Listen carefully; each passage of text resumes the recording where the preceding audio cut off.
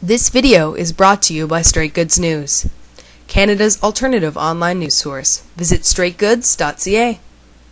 The obvious commentary, and they're trying to not say very much, but they're saying very clearly they're prepared to rely on torture as a matter of public policy. This is totally contrary to statements made 2 years ago by the minister, the previous minister, Peter Van Loan, and also contrary to what Justice O'Connor said in the inquiry, which he said quite clearly Canada should have policies aimed at the elimination of any complicity by Canadians in torture. And that includes the kind of thing we're talking about here.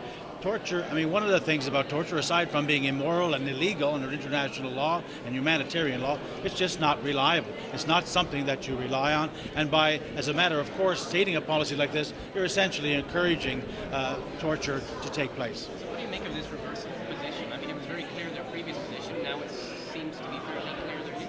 What do you make? Well, what do I make of it? I make it as a backward step by this government. It clearly doesn't have the proper moral compass. So we saw in the Afghan detain issue the willingness of this government not to go the distance in making sure that Canada played no role of complicity in torture of Afghan detainees. We saw the cover-up that took place there.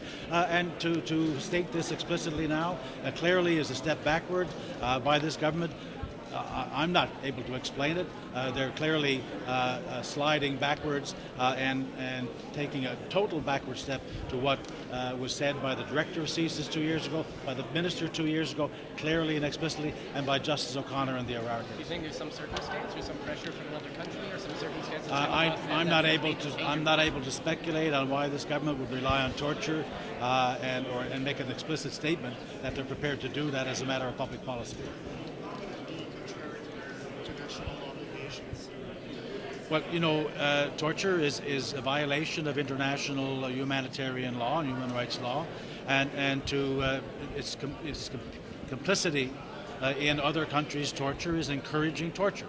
So, you know, it's contrary to torture, is contrary to international human rights law, and by supporting, you're indirectly supporting torture or encouraging torture by making a statement that you're prepared to continue on an ongoing basis dealing with countries that use torture as a matter of course. Do you have any legal recourse that you could use to have this policy declared illegal by some courts in Canada? Look, this has already been declared illegal by courts in Canada. If you listen, we don't need inquiries to deal with this. We had Justice O'Connor with a very clear statement, and I can raise the quote for you. He talked about that there ought to be policies that include specific directions aimed at eliminating any possible Canadian complicity in torture.